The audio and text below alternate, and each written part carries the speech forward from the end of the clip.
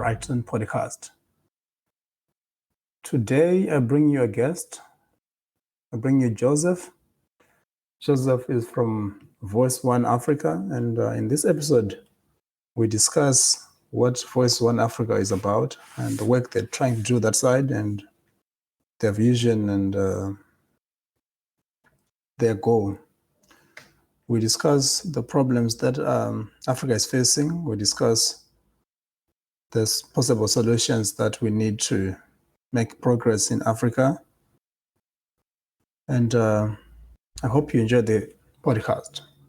I hope you enjoy the episode. So without further ado, I bring you Joseph. Okay, Joe. Brighton. How are you? Great. It's good to have you today on the podcast. Indeed. Thanks for coming in. Thanks for having me. If you could, for the benefit of the audience, if you give us a little bit of an introduction of who you are and what are you doing in life and So I'm a student at UCT. Postgraduate student. I'm studying urban studies. We're thinking about cities and how to make African cities more inclusive and more robust, So that's actually my second postgrad. So my first was in social psychology. So I'm a psychologist, a practicing social psychologist. And so I'm Ghanaian.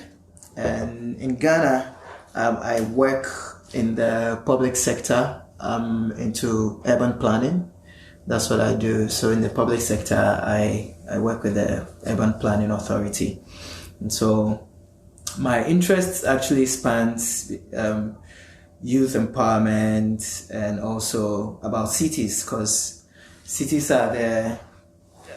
cities impact every area of our lives as human beings, because we live in these spaces. So if the spaces are open enough, if the spaces are inclusive enough, whatever happens within the space impacts on our livelihoods. And so I guess that's where my interest has been around there. Yeah. But then I think my background, growing up in not so rich background, So I guess that sort of positioned me, because now I find myself in a place where I'll not say advantaged, but I have a lot of opportunities and more exposed and advantages that many people do not have, and this back home in Ghana and stuff like that. So it's I have a responsibility. I feel that I have a responsibility to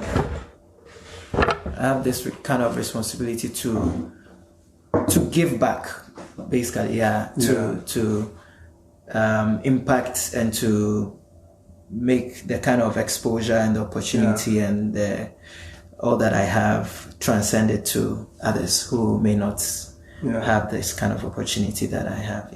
I think that is amazing work. I really resonate with that to a lot of extent, and I share the same vision. I grew up in the rural parts of Zimbabwe as well, and being where I am today, I realized that I'm in a position where I can actually gather around some resources. Just, it doesn't have to be financial, because I'm nowhere close to having financial power to do that kind of impact, but to just, I think, open up space for opportunities for people who really need them, because there are a lot of people. You and I would probably not be here if it wasn't for the opportunities that we saw, however different they were, but it was those opportunities that allowed us. I like people who say, the quote that says, you need to open up space where opportunities meet talent, and there's a lot of talent out there that's awaiting opportunities. And opportunities, that's true. Who knows, maybe the guy who's going to find the cure to all the cancer diseases is chilling in some rural community there, and they don't have the opportunities, and if that talent is not exploited, then that's a talent going to waste, really. That's true. So can you tell us a little bit about what you are currently doing and the organization that you're starting up? So the Voice1Africa youth continent-wide youth initiative. I must add, because it's a continent-wide initiative. Yeah. So the initiative sort of started last year, 2019, and basically it was about I was part of the Young African Leaders Initiative, West African chapter called 15, and so when that program was done, it's a US aid funded. The Obama started that then, and so when the training ended, I had already founded an NGO, the Nkoso Initiative. That was in 2018. So we were into economic empowerment for marginalized groups in West Africa, but then we started in Accra.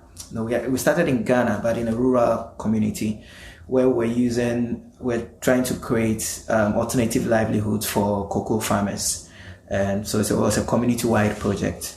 And so as that was ongoing, that got me into the yearly training.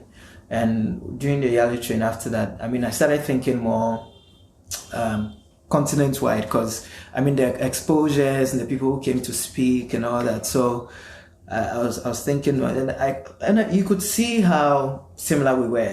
From different Cameroon, Liberia, name it. All the West African countries, and we're so similar. Like there was no difference. I guess the only thing was just because maybe we're from different countries, but maybe cultural and language differences. But aside that, nobody knows that this person's from we're just like together. So I think from there we started thinking about how we could sort of create that kind of collaboration where it's that kind of country difference, that kind of conceptualizing oneself as from a particular unit. Say I'm a Ghanaian, and so you just think Ghanaian, and you're not thinking more of the collective, but in the particular.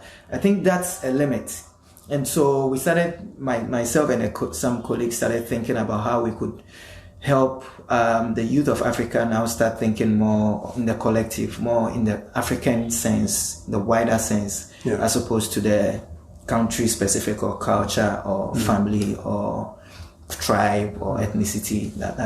So break that kind of limits and open up the conversation to a broader perspective, and even the worldview and the view. The view of Africans.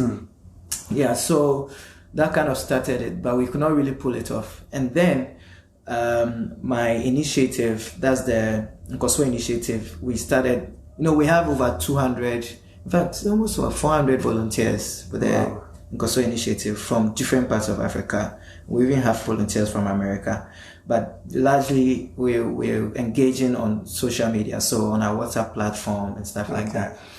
And this project came up where people just started sharing the African dreams. So it's like people just wanted to share the kind of Africa they want. And we felt that, okay, so this is something that can get the youth thinking, because I'm a psychologist, like I mentioned, and we realized that one of the ways of becoming awakened is introspection, where you start, when you look deep within yourself. It's a difficult exercise to introspect, like looking deep within yourself to figure out who you are and what you really want in life. And lots of people have not done it because it's not an easy thing to do. So even asking the question, what kind of Africa do you want, got people really thinking. And we realized that this is a way that could make people awaken, because to a large extent, the youth of Africa are quite detached from what's happening. Everybody's thinking about themselves, career and how to make a living and all that. So this whole thing about this agenda, AU Agenda 2063, which is a big policy, and they are wanting that this president wants this to happen.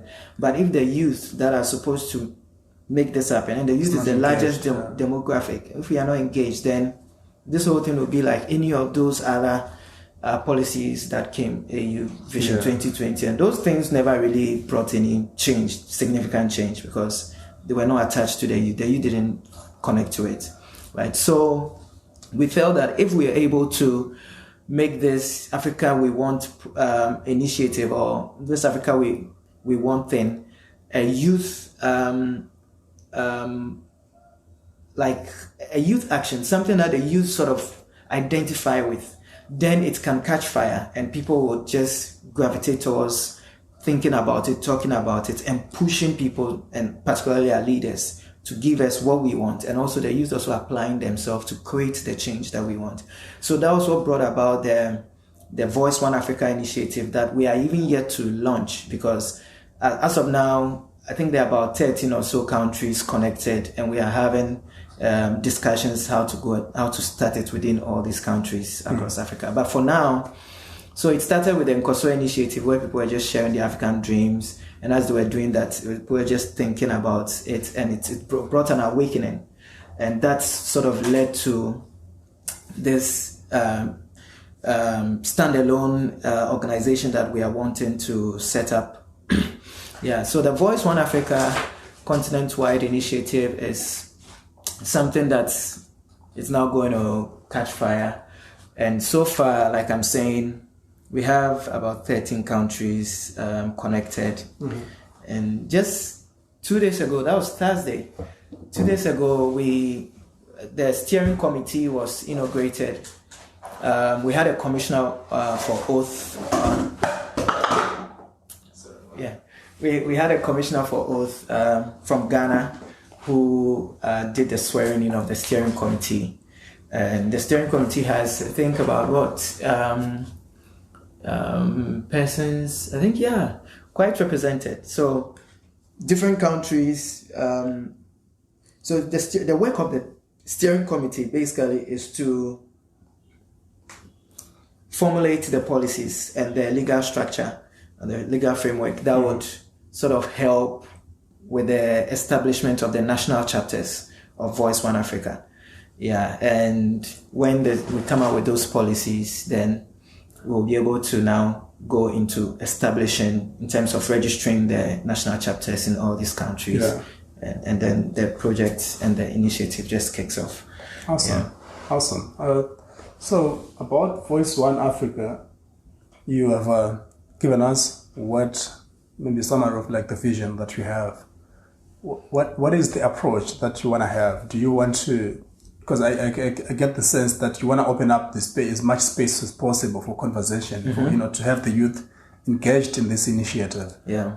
I think it's really important what you mentioned, that if we just have the visions, like we just create the 2063 agenda, all these different kinds of agendas that we create without the youth engaged in them, then it's not going to have much traction. We're going to get to 2063, create another agenda, right? Nobody's going to involve. That's true. So I think it's important that once we have an agenda, because the people who are probably creating the agenda won't be able to be, taking part in the agenda in 2063. They will probably 60 be retired, years, right? 70 years. Yeah. I mean, they are this old, our presidents and our leaders are really very old. Yeah. Like, it's sad, but that's what it is. Yeah. And they are making these decisions for the youth. Yeah, so I think it's very apparent that it's very important to have the youth involved in that. So, I think my follow-up question on that is, what is the approach for Voice1Africa? Is it, I think it's partly conversation, and what can you speak more on the action side? Like, what is the action? Let's say you've got a national chapter opened up in Zimbabwe, right? And you've got someone who is willing to engage in the conversation. What is the action part? Okay, so thanks for that question. So the vision is to see knowledgeable and confident African youth committed to building a strong, united and progressive Africa, right? And our mission is to open up conversations, like you're saying. And we are asking, how can we encourage and navigate African youth towards making their voices heard? And can we explore further the potential of art and culture as an expression of the agency of youth? And to what extent can we leverage the forceps of entertainment industry for employment, unity, peace, and empowerment, and the development of the continent? So our mission is to uncover avenues to adequately address these imperatives as a contribution to the Pan-African agenda.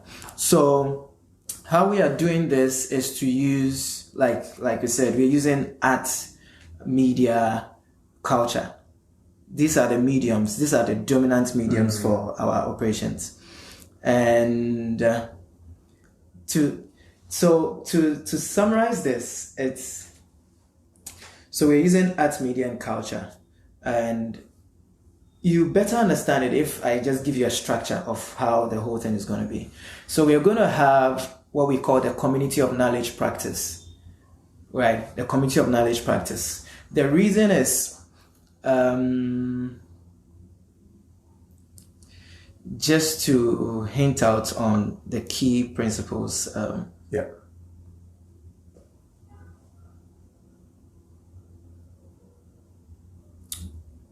Sorry. Yes. So the reason is we've noted, like as I gave initially, we've noted that there's this disjoint between countries, right, and also within Africa, right. So we're going to have a continent-wide coverage in terms of all that we do. Then the second is to bridge the research, policy, and practice gap. What we realize is that there's lots of, in terms of policy, there's a disjuncture between what's happening in research, what's being found out in research and studies, and what's feeding into policy that's actually guiding what's happening in space and in our government and in youth management. And then what is also in practice, what the practitioners, the civil society, and also civil society, public service, and then private sector. So there's a disjuncture between these three sectors, but it shouldn't be. These three sectors should work together. So the community of knowledge practice basically is saying that we're going to work with researchers or intellectuals, like people who are basically studying into the kind of things that we are doing. So if it's art, people who are studying into art. If it's, all the facets that are relevant to youth, right? So there's research, and then there is practitioners, people who have extensive practice in these areas. So in music, in art, in media, in culture, travel, tourism, like all these things are events. So these people who are practitioners in this area. Then we also look at the policymakers, those who are in parliament, in the public sector, that are making the laws and pushing how things happen in space and stuff like that. Yeah. And so the community of knowledge practice is like the top hierarchy, the top action where so we have three communities of knowledge practice: the public sector community of knowledge practice, the private sector community of knowledge practice, and the civil society community of knowledge practice. And then we have the president. So then these three community of knowledge practice sort of guide and shape what's happening in all and this continent-wide level, right? So this organization, though it's now beginning, it's not a new organization because we are riding on the experience and expertise of several years. Yeah. Right. Yeah. So that's it. So at that level, when, like you're saying, we establish the national chapter in Zim, then what happens is that the national chapter is established, and then we go on to the community level. So Voice1Africa is a grassroots organization, right? So we have the community groups, or community clubs and school clubs. So in the universities, in the high schools and the basic schools, from, the youth is defined from 14 years to, as far as United Nations defines it from 14 to 20, and then they extend to 15 to 25. But with the African Youth Charter, it's from 15 to 35. So then we are defining, Voice1Africa is defining youth as from 14 to 35 years. And so our reach is reaching people in the universities and also in the high schools and then basic schools. That's from maybe, I think, level where we have the 14 years going. Yeah. So we create clubs in all these schools and also in the communities. So for example, this organization is going to work largely with volunteerism, because that's one way we are also going to empower the youth, because this is going to create opportunity for capacity building, right? So when we establish the chapter in Zim, we start with the activities. Maybe it's a music concert or a film show in a community, or a poetry, something that gets the youth out of their spaces into a group. And when we meet and we come out with, or we perform, that those performances happen. Yeah. Then the conversation we are having, it will be had there. It will begin the conversation, and people will join. Then we start these youth groups, and then the conversation keeps going. And people, for the next 2 years, that's from 2022, all that we are doing is generating the African dreams of people. And building up the momentum. Yeah, so we are just saying that what's your African dream? What kind of Africa do you want? And so, yeah, do you want to answer that? What kind of Africa do I want? Yes, what kind of Africa do you want? Yeah, I think probably, I have a big suspicion that most people share pretty much the same vision or the same goal. Maybe the methodology and the tools and the pathways we want to take from moving from point A being where we are today, to some futuristic utopian world, it's pretty much the same, because I want to live in a world where we really minimize or pretty much eradicate the suffering that there is. There's a lot of poverty, there's a lot of disease, there's a lot of inequality, lack of access, and I want to move to a world now where we sort of rid ourselves or get those things away from society. So where we maximize, everyone is as happy as we can possibly do that. I mean, that's ideally what you would want to see. But I mean, in the short term goal, short term, I want to see a lot more opportunities being given to people, access to education, access to good health, to food and shelter, and at least give everyone a fair chance of fighting this journey. Because I think, there's a lot of fighting involved in just survival itself. That's it. So I think, the fact that you're born in some rural community and someone is born in, is born to Bill Gates, nobody chooses that, right? You just happen to be born, but you don't choose the country, the place, or the parents, or the community, or even the year that you're born, right? So I don't think that should be a disadvantage to anyone. We should, in fact, I think we should realize that if I can't hold you accountable for, say, atrocities or bad things that were done by your father, then why should we hold you? Why should you be a misfortune to the circumstances that you're born into? So yeah, I really believe that, even at a moral level, I really believe that we all have a moral obligation to try and, offer space and opportunities to everyone. Yeah, that's really deep. I mean, it's deep. Yeah. That's a solid African dream there, and a lot of people are sharing. So in this picture we just created, so the national chapter is set up. They are having community engagement at different communities, institutions, and stuff like that. And people are sharing their African dreams. And we are recording all of these. We are recording videos. We are recording audios. Yeah. And then at the end of, say, the year, we're going to have it's a 2-year project, right? Yeah. Whilst we are just collecting dreams across the continent.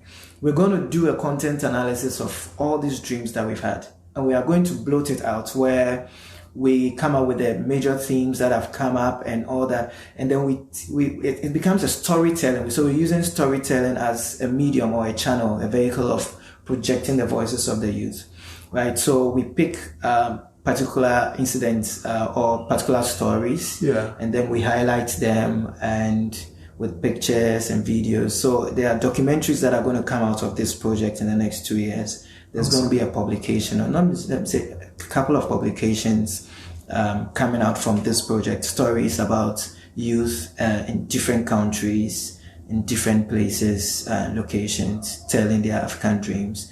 And there are also going to be events and arts that's coming out of it.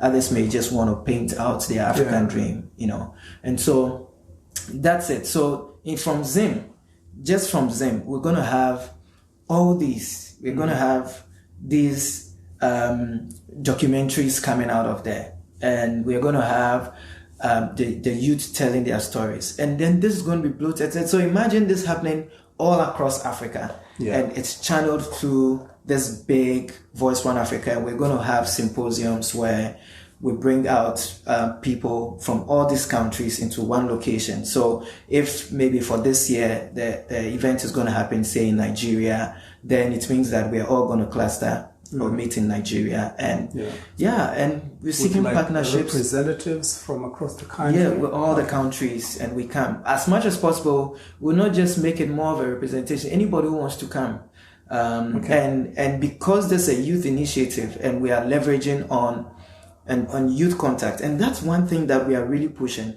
to expose youth to other youth in different countries, to be exposed to different cultures. Because the more we are exposed to different cultures, the more we become less ethnocentric, right? So we are more open to other cultures. We are more open to, and then all these tribal wars will now start coming down, right? So that's it. And when I'm coming to Zim, I don't need to worry because you may be able to host me for just 2 or 3, maybe 2-3 days. You're welcome. And if you're coming to Ghana, same. Yeah. And so that's how we are trying to do it. So with youth across all these countries, we're going to do the same. So we don't need to worry about hotel bills and food and stuff like that. And also because we are partnering with a lot of people, there's going to be enough to cater for all of these. And actually, that was going to be my next question on Voice1Africa,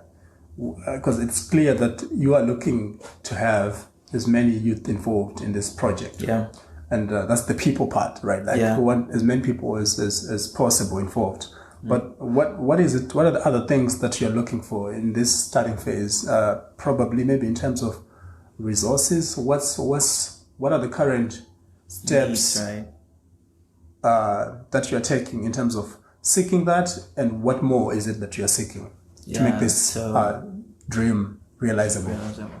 The dream, it's realizable, and we've already started. So, like with nothing, I mean, so far, what cost? Maybe data costs and data costs probably, and the cost of moving out of comfort zones and challenging oneself to talk to people you otherwise consider strangers. And like the way you just reached out to me and the way I had to move out of my comfort zone and share materials in spaces where you don't really know how people respond to it.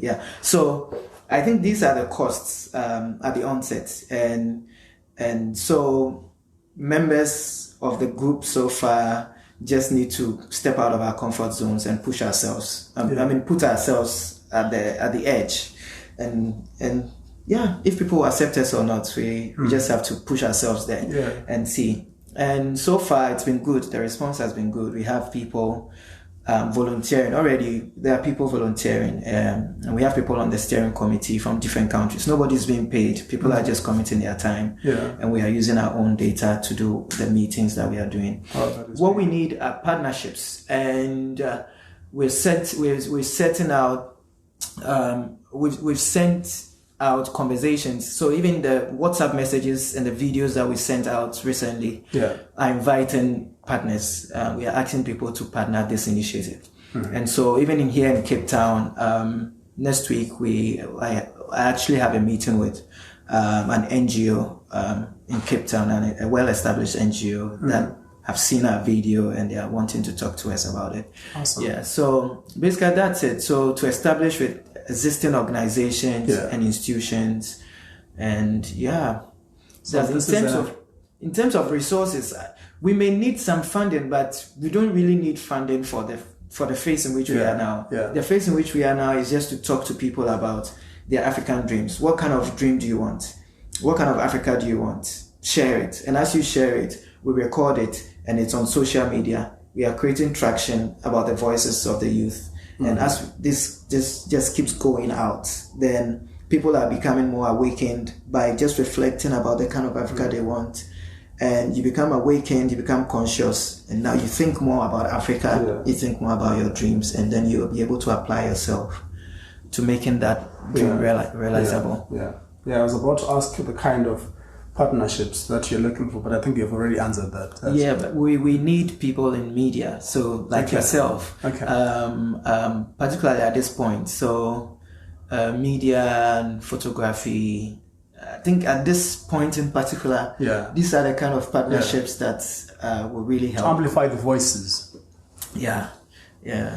So, okay, I think I really like this is amazing work, and I wish the best of luck to the next couple months that are coming up. But there's a lot of, I think currently, not a lot of, but I'm speculating that, there's some youth who have lost some optimism, I think, about the African vision. And, there's hopelessness, there is. Yeah, there is. And some people trying to move away from their places to elsewhere, saying, let's look for greener pastures. It's futile to remain here, etc. And you find this almost across the continent, and people, we're dealing with a lot of challenges that we have currently, and it can lead to people losing optimism and hope, and I think a lack of optimism and hope is kind of futile because it leads to inaction, right? Like you don't want to do anything. Also crime.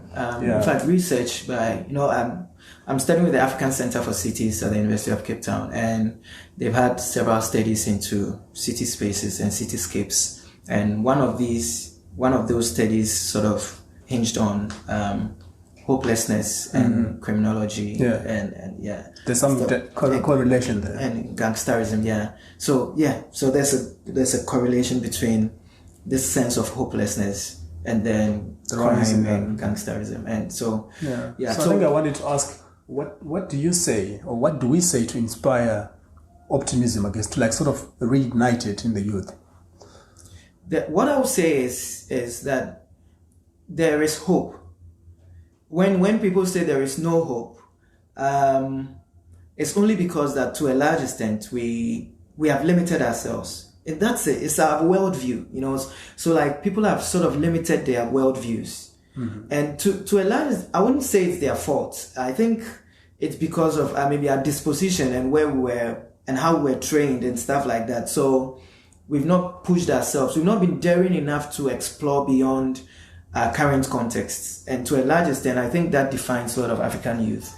And so we would say that the youth of Africa should be more daring and to venture beyond our current scopes. So let's say I was born in Accra and I've been living in Accra for all my life.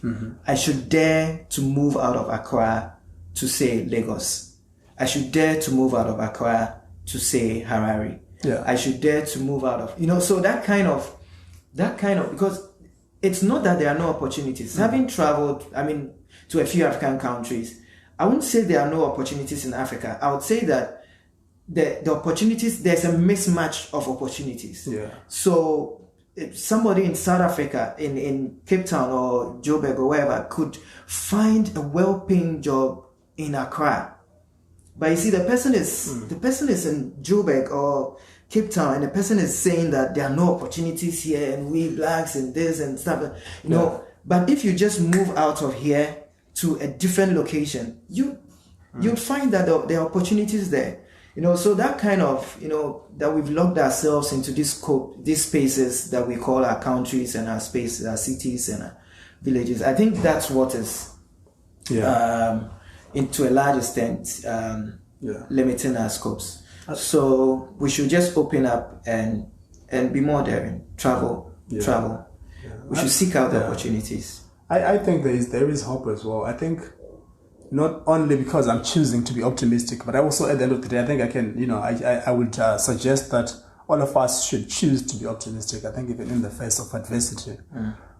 But I think there's also reason to actually say that there is hope, because we can choose to see the progress that we have made already, that has been made by our forefathers and the people that have come before us, and the actions that they've taken and way it has led us to. And as much as there is lots of problems that we have to fight today, we also have to acknowledge that we have some things that our forefathers have fought, and we still have to keep on fighting the war. Indeed, it's like where we find ourselves now as the African youth is a very strategic positioning, and I presented that in our first maiden convocation. So basically, we find that currently there are about 226 million youths in Africa, and more or less we are the largest. Africa has the largest demographic of youth, right? And so we are the youngest continent in the world, and also by far and large, I think the largest continent, if I'm not mistaken. So we have technology, we have the largest youth demographic. And by 2050, we are going to be 1.3 billion youth, just youth in Africa. That's the largest in terms of the human resource capital of the world is going to be clustered in Africa, right? And by 2050. And also we have willing and committed youth like yourself, myself, and all the people out there who are thinking about the African Renaissance and the Pan-African agenda and the unity of Africa. And so then we have quite strategically location and positioned to change the narrative from like moving forward. So all that's needed now is just the youth involvement and an awakening, right? So that, but because the truth is, if the youth we stand back, then there's not going to be any change. It's just going to be the same narrative. Exactly. But when we get involved with our numbers, with the technology that we have and our positioning, if all the several economic stratas, the youth in the high and middle class, youth in mid and low class, we all mix up and we are bringing our synergies.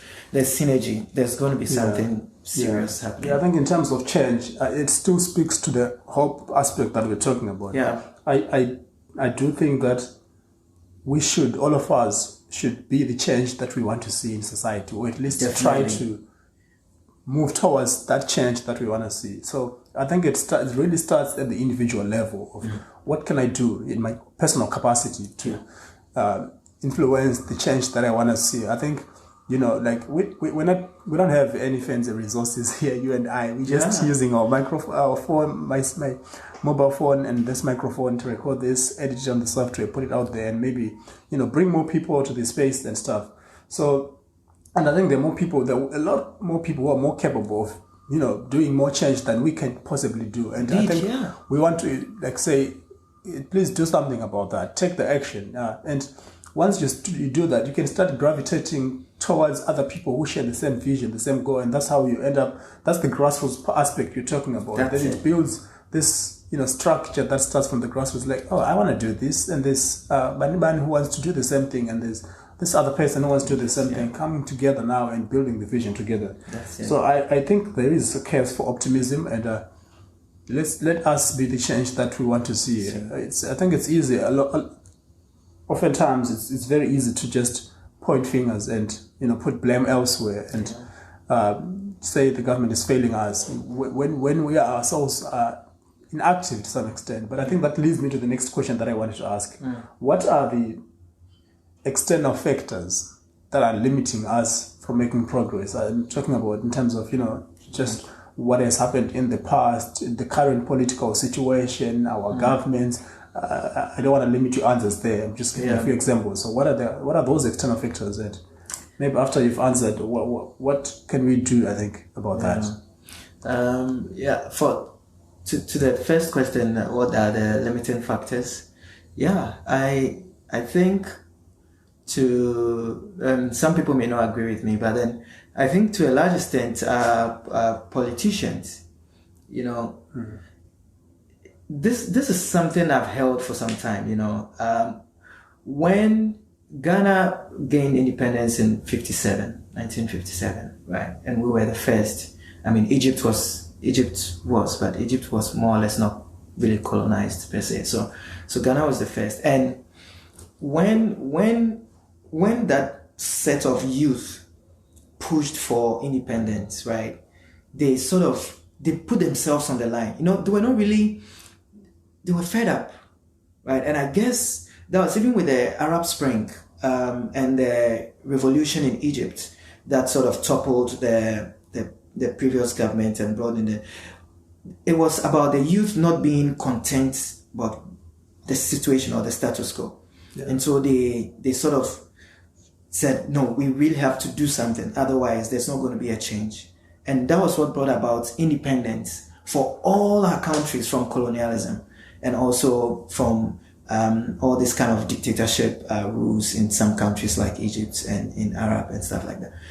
And what happened was that when that generation, they were able to attain independence from the colonial masters, they sort of sort of just let things be instead of pushing on. I think the difference between, to a large extent, that generation that got us independence from colonialism and the following generations was that, and comparing it to, say, places in, say, let's say America, is that in America, to a large extent, they didn't stop there. They didn't stop at gaining independence or whatever, but then they kept pushing the frontiers. So the legislations and things kept changing, and America kept moving and moving and moving, and today America is like a superpower, you know. And I guess that was what really affected Africa. The fact that when the country started attaining independence, the youth sort of relaxed and they left it to the politicians. And the politicians became greedy and said that they wanted to attain, or they wanted to just cluster the power at that top level. And that's been the bane. That's been the challenge of Africa. Until now, our politicians and to a large extent, the youth and people have just left things to politicians. And this initiative and this whole activism that we are trying to do is to reclaim that power from politicians. Because, I mean, there are only few, to think of it. There are just a few people. So why should they actually be the people who are making decisions? We vote them in, all right. And the truth is, they are not in our interest. I mean, to a large extent, they are not in the interest of the youth. You look at it, there are just some families. If you look at it, I mean, even across the continent, power has been retained in some family circles and some tribal circles and stuff like that. Yeah. But it shouldn't be. And the fact that when independence was won on the back of youth action, the youth and that generation, I keep saying that generation because if they had kept the momentum on the politicians that took over, then there would have been, all things being equal, that kind of united front of that kind of united Africa that we wanted. Or better still, they could have pushed those politicians to give a better state than because those politicians in like 1-2, after a year or two now became dictators. And so you realize right after the independence, there were a lot of dictatorships all across, and people became sort of dominant. The colonial masters were to a large extent dictators, right? But the youth were able to rise up against those. And so if we had maintained, that generation was able to maintain that momentum, that youth force, even against that kind of dictatorship, it would have changed the narrative.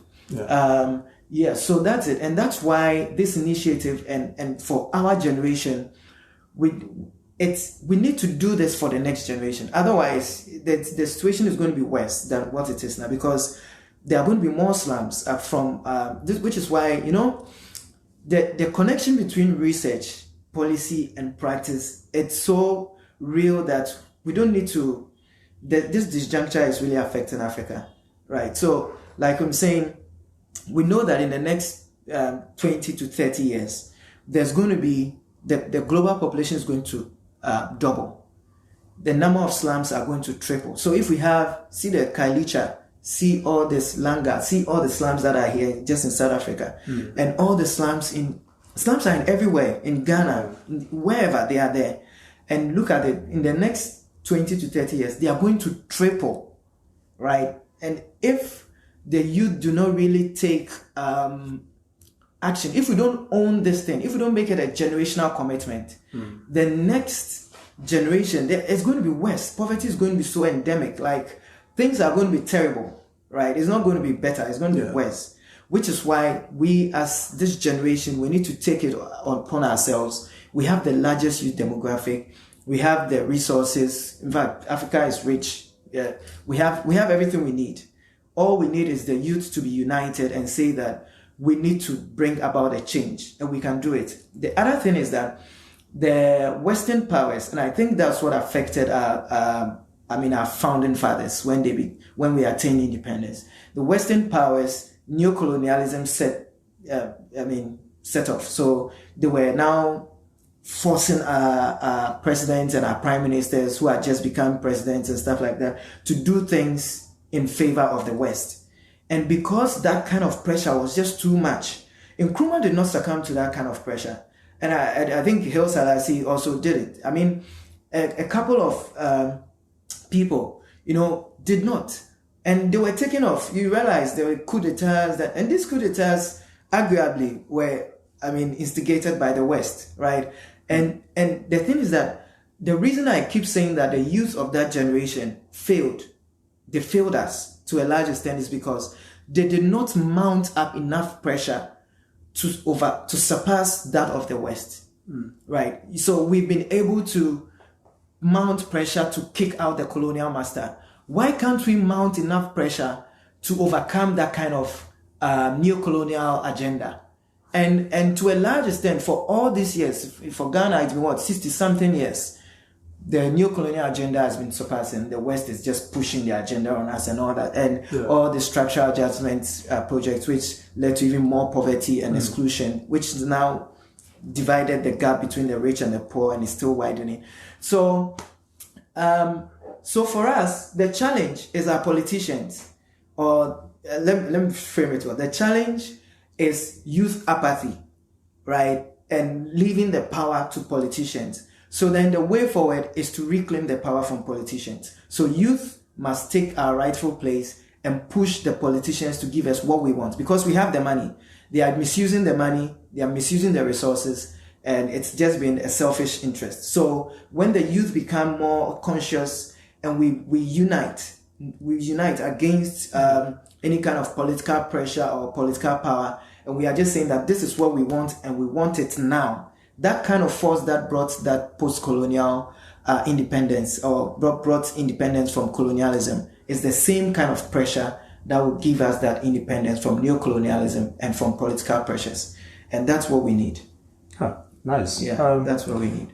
Yeah, I think I picked up two major things that as factors that limiting us from making the progress that we want to see. And you talked about the politics, the local politicians, and how the youth is also, how much involved it is into the politics. And you talked about superpowers, or the Western powers as well, and to what extent do they actually play a role in limiting the progress that we want to see. And I want to pick up on those two, and maybe someone listening might be pointing out other factors that we didn't mention here. Indeed, yeah. And I think most of the times problems are never something that you find one factor to that problem. Usually it's like a multivariate. You need to do a multivariate analysis, and you see that this factor contributes to the problem by this much extent. And I think it's very important sometimes when we want to address the problems that we have in society, identify the problem, identify the factors contributing to that problem, and also identify to what extent does each factor contribute, so that you can channel your effort and resources proportionally to depending on the problem, the factor, and how much it's contributing to the problem.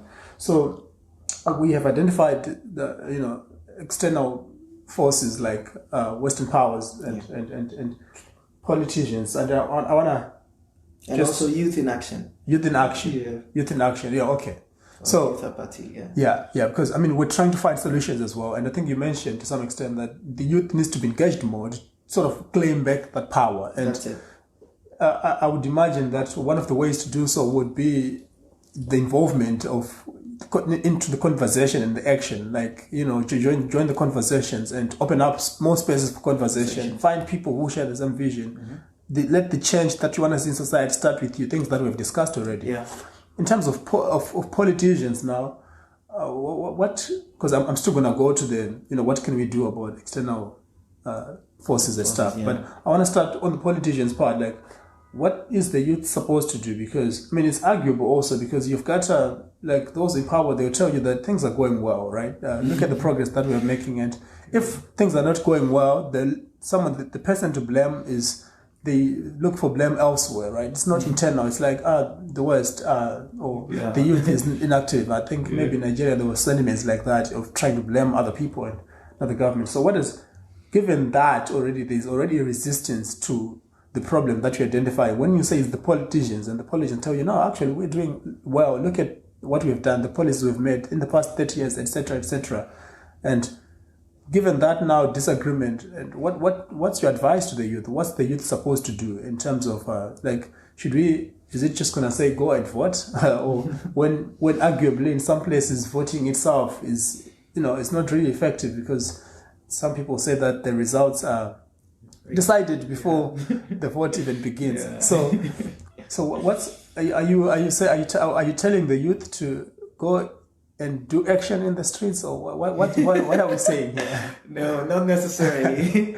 No, not now. Maybe that will be later, some years time, but not now.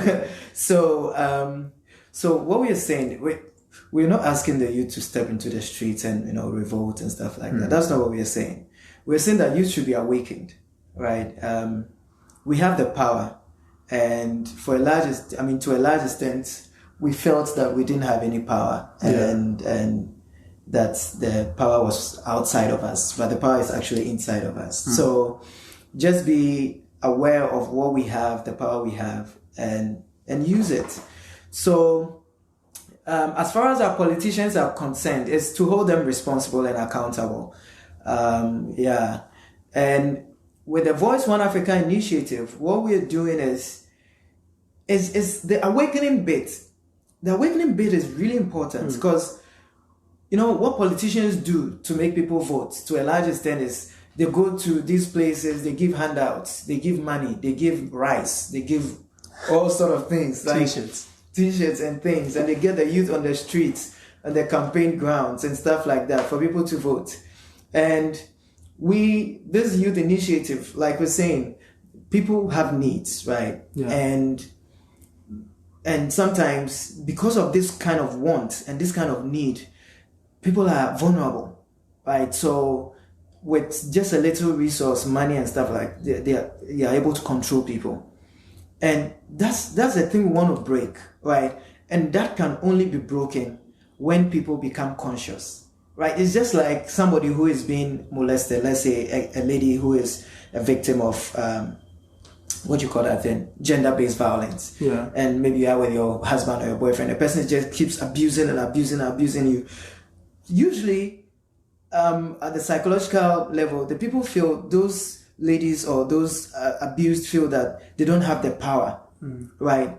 But when that inner power is found, then they are able to stand against that resistance. And it's a whole new thing. You find out that this person who was always abused has now found their power, and they are able to speak up, and they are able to confront the situation. And you realize that the whole thing that was the situation. Yeah, that thing that was really beating you now is so little before you. And that's the same thing. The youth of Africa just needs to be awakened and to see that the power is not outside of us, it's within us.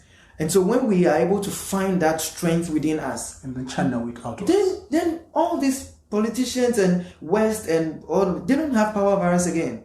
Yeah. And so that's why we are working through the introspection. And Sigmund Freud really found that introspection is a powerful force, and it is.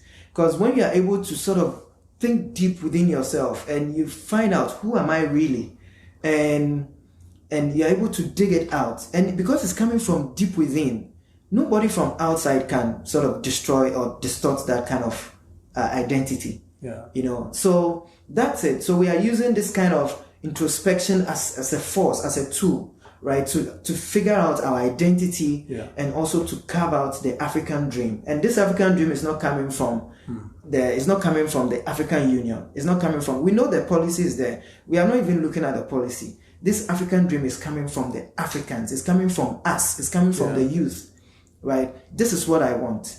And as I say it, then it becomes something that I've projected into the universe. And then it becomes a force that is out there. And it helps me to be able to realize it. Yeah. So that's how we're working through this. Yeah, I think this is a pathway that you have drawn out here. And I think to anyone listening now, it's the message is, let's raise the youth, the consciousness of the youth, right? Yeah. Be aware of the situation, and be aware that the power really comes from within. Let's channel it from the inside of us and the way you do so is being the change that you want to see. Engage with other people and engage with us. If you want to get involved, write to Voice1Africa. Yeah, and just not to cut you, but then the other thing is also because this kind of initiative cannot be really financed by. We don't have the money, like you were saying. Yeah. We can't go into communities and try to give people money for them to get involved in this. Mm-hmm. So the only way is for people to really own it, right? When the youth see that this is for me. Yeah. And that's why, as part of our core principles, we also have social support as one of this is a grassroots organization. So we are working from the bottom up.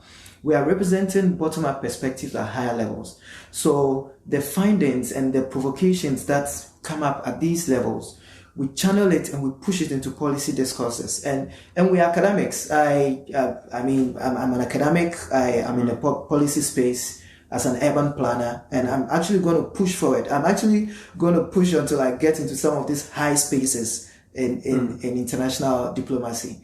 And some of these conversations are going to push into these spaces, right? So that's it. We pick out all these, and so we are representing these bottom-up perspectives at these high levels, so that everybody gets the opportunity to be heard. Yeah. And that's what we are doing. So for Voice1Africa, you can reach out. I mean, on all social media platforms, we are #Voice1Africa or @Voice1Africa.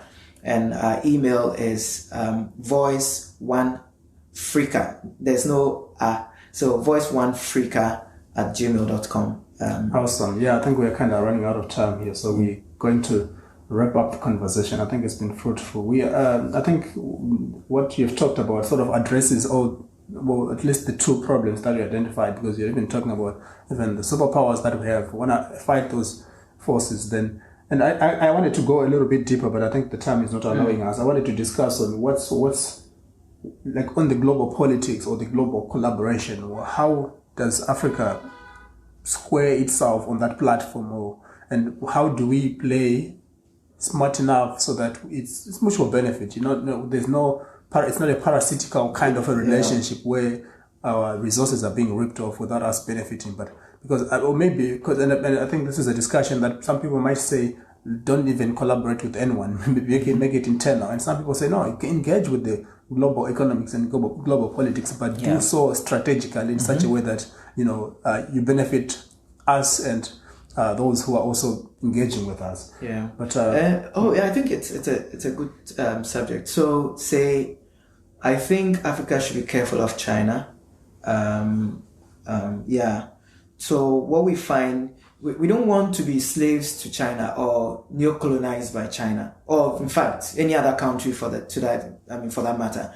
So this is China is using a whole new approach to venture into Africa, and they are using. You see, that's the thing. The fact that we are divided, it's something that's given not just China but all these other countries a foothold into our spaces, right? So they are having all this liberal trade agreements with different countries, and to a large extent because of kickbacks. Political kickbacks. Some of our politicians are traitors. To a large extent, and the Ghanaian ex-president mentioned it. May so rest in peace, Jerry John Rawlings, who just passed. He mentioned it in one of his interviews with one of these agencies, that there are a lot of traitors in their political space, and they are selling Africa short. Our countries and our youth, they are selling us short in all these deals and trade agreements they are signing. Right. So, and China is now one of the dominant players in this space, right? And so we need to be careful of China. And I was going to say that we need to be careful of China, but we still need to engage with the global. No, we need to engage with the global, but now we should actually be doing that on a collective front, because if we're still going as like 54 different countries, we still do not have power. And that's what there is on the global platform. As 54 different countries, we don't have any voice. But if even for now, for the benefit of the doubt, we can't go as AU and make these kind of deals on the global platform. Then we should go as these regional chapters. We should go as West Africa, East Africa, Central Africa. We should go as that. But even though I think we should be able to go as the African Union pushing for some of these business deals or these global agreements. But the fact that we are going on individual country levels is a big disadvantage to us and our youth. Yeah. And we need to change. We need to change that bit. Yeah, it's been fruitful having you here. Yeah, Brighton, man. It's. I didn't think we were gonna have such a deep conversation. Yeah, but so where can people find you? You mentioned your handles. Maybe one more time again. Yeah. In 20 seconds. So I mean, personally, I'm Joe Quarcoo on all social media platforms. DEJOE, and then Quarcoo is QUARCOO on all social media platforms. But then with the Voice1Africa is voice as in like voice, and then one as in like. Yeah, so let's proceed and just wrap up a bit. And you talked about where people can find you, and also like if anyone wants to be involved in this conversation and they want to engage with us, please, if you want to write to me, that's Brighton the host. Just write to me at info@conversationswithbrighton. Brighton, that's BRIGHTON. So it's info@conversationswithbrighton.com. That's the email address that you can write me on. But back to you, Joseph. I was asking, how does one get involved at an individual level? Someone who is listening right now, what do you say? What's your message to them? They maybe somehow they're inspired and they want to do something. Yeah. So the first is to just share your African dream. You share your African dream. It could be a short video, a written one, but you just share it with the hashtag Voice1Africa. So you share your African dream with the hashtag Voice1Africa. Wherever you are in the world, we are going to see it. And Africa we just with a C. No, with a K. Yeah, with a C. Yeah, okay. Voice1Africa. Yes, Voice1Africa. So voice one and Africa with a C, the normal Africa.